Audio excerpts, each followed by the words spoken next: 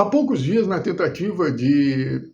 identificar se a possível transferência do Ciro Gomes para o PSDB influenciaria o pleito eleitoral de 2026 para presidente, o percentual de probabilidade do presidente Lula se reeleger, que hoje encontra em cerca de 55% a 57%, o chat GPT me apresentou a seguinte informação que eu considero extremamente relevante, qual seja, se Ciro Gomes permanecer no PDT, a probabilidade de reeleição do presidente Lula aumenta em 5 pontos. Se ele se filiar ao PSDB, como tudo indica, ocorrerá até o final do mês, a probabilidade de reeleição do presidente Lula ela cai para algo de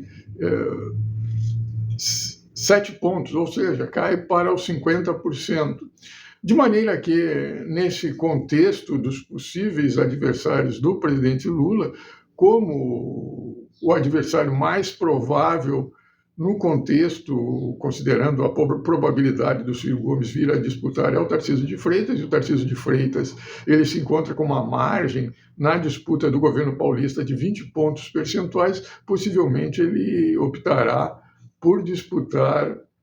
o governo de São Paulo, de maneira que o Ciro Gomes ele se apresenta como o candidato mais provável para enfrentar o presidente Lula em 2026, se a tendência identificada por algumas pesquisas eleitorais na direção de uma consolidação dessa candidatura do Ciro Gomes vier a se confirmar. E a propósito disso, ontem eu cruzei com uma pesquisa apontando o Lula com a probabilidade de vitória no segundo turno de 41% e o Ciro Gomes com 32%, considerando que em pesquisa anterior essa diferença do Lula para o Ciro Gomes era de 11 pontos percentuais, essa queda de 2 pontos percentuais, de fato, direciona a consolidação não somente da candidatura do Ciro Gomes para a presidência da República,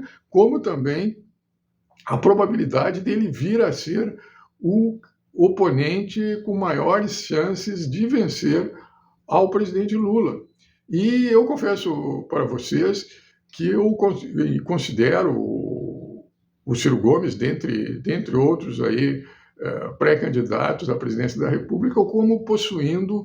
o perfil capaz de se opor ao presidente Lula. Entretanto,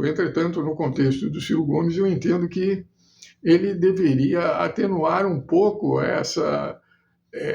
esse embate, atacar menos o presidente Lula, porque no contexto dos adversários, dos oponentes do presidente Lula, eu considero essa tática de atacar o presidente Lula ela sem muito efeito, ela tem justamente um efeito contrário. Quanto mais você ataca o presidente Lula, chama ele de isso, daquilo, de não sei o que mais só ele sobe nas pesquisas. Eu, se fosse enfrentar o presidente Lula, e o conselho que eu dou a todos os oponentes do presidente Lula é basicamente ressaltar a importância do que o presidente Lula, do que o PT apresentou no direcionamento de conservar essas políticas, aquilo que deu certo no governo petista e melhorar os aspectos negativos que se identifica nos governos petistas e no contexto do presidente Lula como cabeça desse governo, tais como, por exemplo, o combate à corrupção. Então,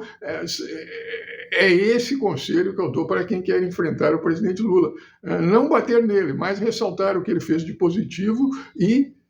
melhorar aquilo que se apresenta como negativo nesses governos. No mais, eu sou o Dr. Antônio Schutz e esse é o canal Acadêmico e Político.